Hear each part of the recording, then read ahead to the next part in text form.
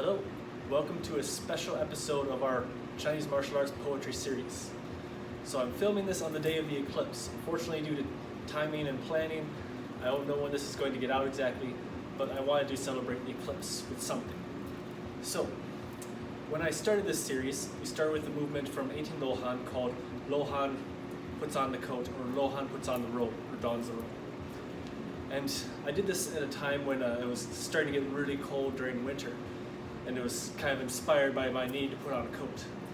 So this poetry is also going to be inspired by such events, only this time in eclipse. So I have my sword with me here, because the poetry we're going to be going over here is a sword position. So this sword position is kind of our on guard position, as you will. It's called Black Dog Eats the Sun. So the guard position is like this. So my free hand is going to be by my heart and close to the chest. And I have my right foot forward and my right hand forward. If you're left-handed, you'd simply reverse it and have the left side forward. So the reason for this is because here, it takes more to reach from this kind of position than it does here, where I can easily move back and forth without having to cross myself. Not that it's wrong to stab with 1 foot forward, but it's easier in a guard position like this, that you don't have to cross over yourself to attack or to block. It's much easier with both sides. And then the guard position here is such that I'm at an angle, but I'm also funneling the angle towards my opponent. So if my opponent's this way, this is what my guard position will look like. So I'm not flat with the blade towards me, nor am I pointing it like this. I have it angled upwards at a 45-degree angle that way, and with the tip seeking my opponent. So, like with such. I'm not like so, where I'm poking over here, but I have it so that it's both funneling towards my opponent as well as guarding. Because the poetry about Black Dog Eats the Sun is meant to interpret as an eclipse. Because it's like a big black dog that comes and eclipses the sun, covers up the sun. That's the poetry is supposed to be inspiring. So as such, this position is meant to eclipse your body. So to do that, you need to present no clear openings. If I were to have my weapon over here, right, this is all free game. There's nothing threatening the opponent from coming in. But here, I have my tip facing towards my opponent, which deters an advance, because if something sharp is pointing at you, you're not just going to walk right into it, right? Suddenly there's a threat there. But I'm not only angled here, because if I was angled here, then there's free sides, open to my sides here. So you could come to either side and it'd be free game.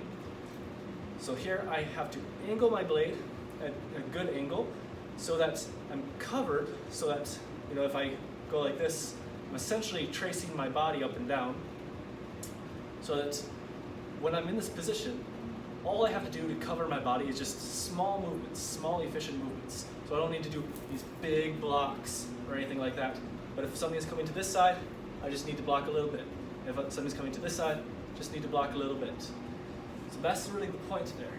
And you're also making sure to keep the point towards your opponent, again, to deter their advance, as well as doing so will deter them from coming forward for your leg, because even if they try to duck underneath, all I have to do is come down.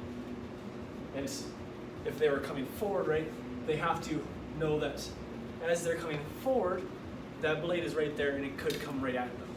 So it's meant to not be a perfect position, right? Because there is no perfect positions. There's always opening in any position.